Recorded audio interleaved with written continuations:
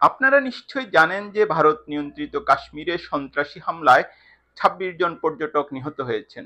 খুব স্বাভাবিকভাবে এই ঘটনা ভারতের ভেতরে এবং বাইরে তীব্র প্রতিক্রিয়া তৈরি করেছে। আমরা যেটা দেখেছি যে নরেন্দ্র মোদী তার সৌদি সফর সংক্ষিপ্ত করে ভারতে ফিরে এসেছেন এবং সৌদি আরব, যুক্তরাষ্ট্র সহ বিশ্বের বিভিন্ন দেশ এবং সংস্থা এই ঘটনার নিন্দা এবং প্রতিবাদ জানিয়েছে। বাংলাদেশের অন্তর্বর্তীকালীন সরকারের প্রধান প্রফেসর মোহাম্মদ ইউনূস এ ঘটনার তীব্র নিন্দা জানিয়েছেন। আজকের এই ভিডিওর শুরুতে একটা নোট দিয়ে রাখি, বিশ্বের যেখানেই কোনো হামলায়, সন্ত্রাসী হামলায় বা রাষ্ট্রীয় হামলায় কোনো নিরপরাধ নাগরিক নিহত হয়, কোনো সাধারণ নাগরিক নিহত হয়, আমরা সেই ঘটনার তীব্র নিন্দা এবং প্রতিবাদ জানাই এবং এসব ঘটনার বিচার দাবি করি। কাশ্মীরে যে বর্বরোচিত হামলা হয়েছে, আমরা এরও নিন্দা জানাই এবং এই ঘটনা পুরো দক্ষিণ এশিয়াকে একটা বিপজ্জনক পরিস্থিতির মুখোমুখি করেছে।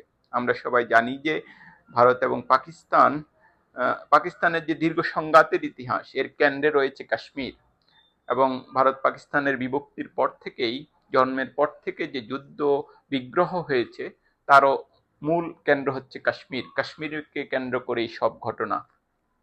এবারও কাশ্মীরে যে ঘটনা ঘটলো, এটা ভারত পাকিস্তানের মধ্যে নতুন কোনো সংঘাত তৈরি হয় কিনা সে নিয়ে এরই মধ্যে আশঙ্কা তৈরি হয়েছে। সে আলোচনা একটু পরে আসছি। আমরা যেটা দেখছি যে এই যে কাশ্মীরে যে সন্ত্রাসী হামলাটা হলো এর বেশ কয়েকটি দিক রয়েছে।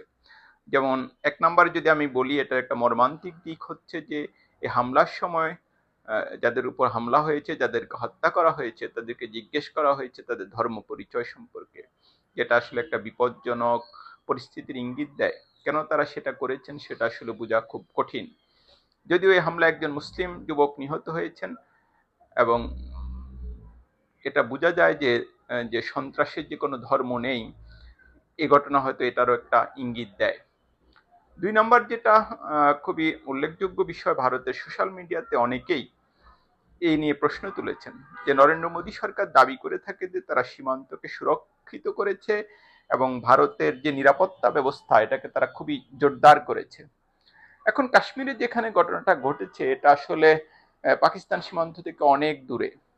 এখন যদিও এই হামলার আসলে এখন পর্যন্ত কেউ দায় স্বীকার করেনি, কিন্তু ভারতীয় মিডিয়া টিআরএফ নামে একটা সংগঠনকে দায়ী করছে, যারা পাকিস্তান অনুগত বলা যায়। তো যেটা হচ্ছে গিয়ে সীমান্ত পেরিয়ে যদি কেউ হামলা করে, সীমান্ত থেকে 400 কিলোমিটার ভেতরে এসে কারো পক্ষে আসলে এই ধরনের হামলা এই সময়ে এই যুগে করা সম্ভব কিনা সেটা নিয়ে কেউ কেউ প্রশ্ন তুলেছেন।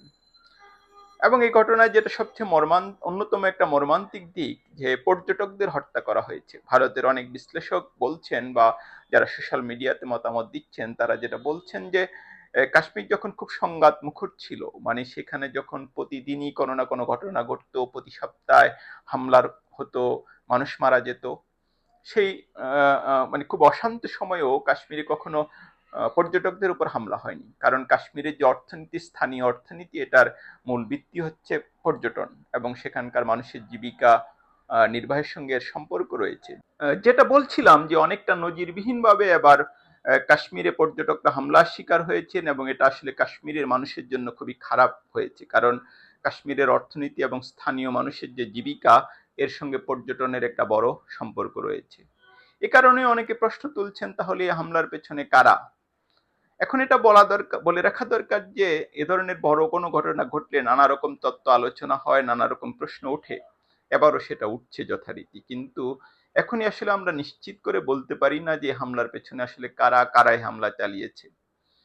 এবং ইতিহাসে দেখা যায় এরকম অনেক ঘটনাও ঘটে যা কখনো সত্য উদ্ঘাটিত হয় না।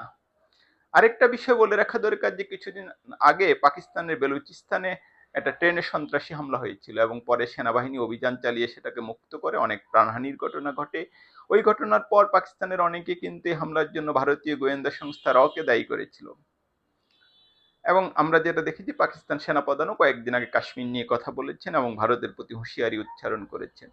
এই যে পুরো ঘটনা প্রবাহ, এতে কিন্তু একটা বোঝা যায় যে দক্ষিণ এশিয়া একটা বিপজ্জনক জায়গায় রয়েছে।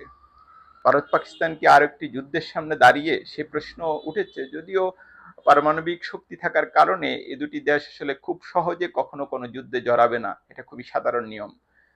কিন্তু কাশ্মীরে কি আবার খুব শক্তভাবে দমন পীড়ন অভিযান শুরু হবে?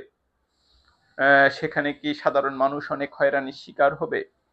নানা প্রশ্ন উঠছে এবং আমরা যেটা বলেছি শুরুতে যে নরেন্দ্র মোদী তার সৌদি সফর সংক্ষিপ্ত করে ভারতে ফিরে এসেছেন এবং ভারতের উচ্চ পর্যায়ের ব্যক্তিরা এখন খুব ব্যস্ত রয়েছেন নানা বৈঠকে মিটিংয়ে এবং আগামী কয়েক ঘন্টা আসলে খুবই গুরুত্বপূর্ণ। এই সময়ে হয়তো একটা সিদ্ধান্ত হয়ে যাবে কাশ্মীর পরিস্থিতি কিংবা দক্ষিণ এশিয়া পরিস্থিতি কোন দিকে এগোচ্ছে, আমাদের সেদিকে দৃষ্টি রাখা প্রয়োজন।